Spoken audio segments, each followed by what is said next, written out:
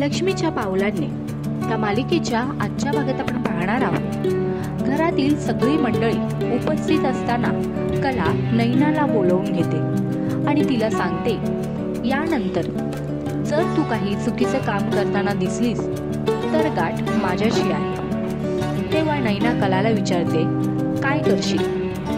तेव्हा कला बोलते की तू बघच चुकीचं काम करून, मग तुला कळेल की ही नैना काय काय करू शकते।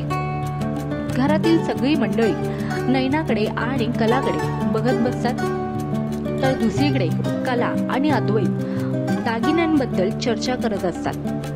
तेव्हा कला असं म्हणते की मला असा संशय आहे की नैनाने कुणाबरोबर तरी हात मिळवणी केली आहे। तेव्हा अद्वैत म्हणतो की मला असं वाटतं की नैनाने दुसऱ्या ज्वेलर्स बरोबर हात मिळवणी केली आहे। तेव्हा कुठेतरी अद्वैतचा संशय हा जास्त वाढतो।